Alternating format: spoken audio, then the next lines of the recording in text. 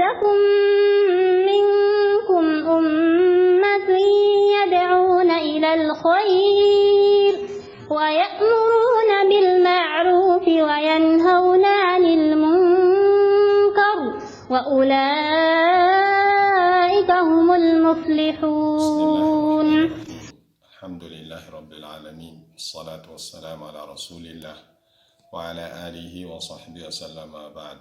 Chers frères et sœurs en islam, nous louons Allah subhanahu wa ta'ala, le Seigneur des mondes, que le salut et la bénédiction d'Allah soient sur Muhammad sallallahu alayhi wa sallam, le sceau des prophètes. Alhamdulillah, nous nous retrouvons aujourd'hui avec le 20e jour du mois de Ramadan, c'est-à-dire les 2 tiers du mois de Ramadan sont déjà passés. Et le reste, le tiers, c'est-à-dire les 10 derniers jours, dans lesquels il y a les 10 dernières nuits du mois de Ramadan. Ces 10 dernières nuits qui sont les nuits les plus bénies parmi toutes les nuits de l'année, les nuits choisies par Allah subhanahu wa ta'ala, les nuits dans lesquelles Allah a logé la nuit de Laylatul Qadr, la nuit du destin. Cette nuit qu'Allah subhanahu wa ta'ala a offerte à la communauté de Muhammad sallallahu alayhi wa sallam. Une nuit bénie, la plus bénie même parmi toutes les nuits de l'année, Laylatul Qadr. Donc il faut profiter de cette nuit-là en adorant Allah subhanahu wa ta'ala, en faisant beaucoup d'actes d'adoration tels que la lecture du Coran, le dhikr, l'évocation d'Allah subhanahu wa ta'ala, ensuite les prières. Maintenant, quand est-ce cette nuit? C'est quand la nuit du destin. La majorité des ulama, les 90% des ulama sont d'accord qu'il n'y a pas une nuit fixe, une nuit fixe qui est là comme Laylatul Qadr. Mais le prophète sallallahu alayhi wa sallam nous a enseigné de rechercher cette nuit de destin, cette nuit Laylatul Qadr parmi les 10 dernières nuits du mois de Ramadan. Ce qui va commencer la nuit d'aujourd'hui, la nuit du 21e jour, et ça c'est la nuit du mercredi au jeudi.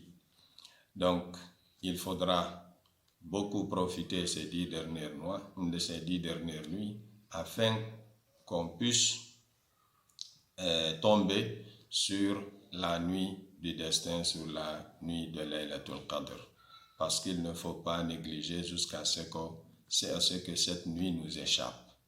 Alors le prophète sallallahu alayhi wa sallam, quand ces 10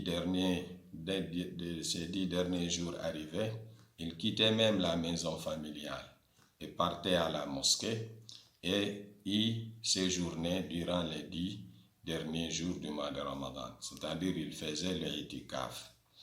Donc ça c'est pour consacrer ces 10 derniers jours ainsi que les nuits à la prière, à l'évocation d'Allah subhanahu wa ta'ala, en guise de tomber sur la nuit qui est Laylatul Qadr. Donc c'est pourquoi nous aussi, nous devons nous armer de courage et fournir plus d'efforts, diminuer les charges pendant ces 10 derniers jours-là et tenter de passer toutes les nuits en train de prier, en train d'évoquer Allah subhanahu wa ta'ala, c'est-à-dire faire le dhikr et lire le Coran et prier le maximum. Nous savons que l'islam ne nous encourage pas de passer toute la nuit en train de prier, sans dormir. Mais pendant ces 10 dernières nuits-là, le prophète sallallahu alayhi wa sallam, selon Aïcha, ne dormait pas. Et même s'il dormait, il ne dormait que peu. Parce que le prophète notre mère Aïcha radiyallahu anha, elle dit, quand les 10 dernières nuits arrivaient, le prophète sallallahu alayhi wa sallam s'éloignait de ses épouses, c'est-à-dire shaddami zarahu, il s'éloignait de ses épouses. Ensuite, il faisait revivre toute la nuit, wa ahya laylahu kullah, c'est-à-dire il passait toute la nuit dans l'adoration. Donc ça, c'est permis pendant ces 10 dernières nuits-là, de ne pas dormir, de passer toute la nuit en train de prier, si on est capable de le faire, en train de prier, en train d'évoquer Allah subhanahu wa ta'ala, en train de faire des invocations. Donc il ne faut pas négliger, surtout que pendant cette période de crise, les gens ne partent pas à la mosquée comme de l'habitude, où on fait la plus grande partie de la nuit les prières. Donc chacun n'a qu'à redoubler d'efforts chez lui à la maison et diminuer au maximum possible le sommeil afin qu'il puisse adorer Allah subhanahu wa ta'ala durant ces 10 dernières nuits. La prière, c'est la plus grande adoration. En plus de la prière, on peut lire le Coran, on peut invoquer Allah subhanahu wa ta'ala par toutes les invocations qu'on peut. Ensuite, on peut faire le dhikr. Donc voilà des actes d'adoration que le musulman et la musulmane doivent s'atteler pendant ces 10 dernières nuits. Donc il ne faut pas négliger, il ne faut pas perdre du temps parce qu'on ne sait pas est-ce que l'année prochaine, le mois de Ramadan va nous trouver vivants.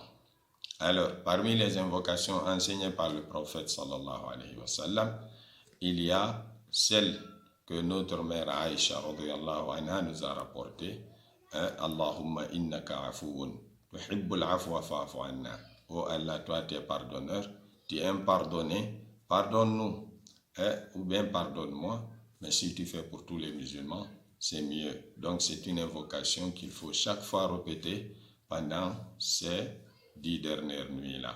Donc diminuer beaucoup les charges en dehors de la maison, c'est-à-dire les travaux, ainsi de suite, et consacrer ces nuits-là à l'adoration dans l'espoir de tomber sur la nuit de Laylatul Qadr et dans l'espoir d'être pardonné et accepté par Allah subhanahu wa ta'ala. Nous prions Allah subhanahu wa ta'ala de nous donner la force de l'adorer pendant ces 10 dernières nuits, la force de faire ce qui doit être fait pendant ces 10 dernières nuits-là et qu'il exauce pour nous.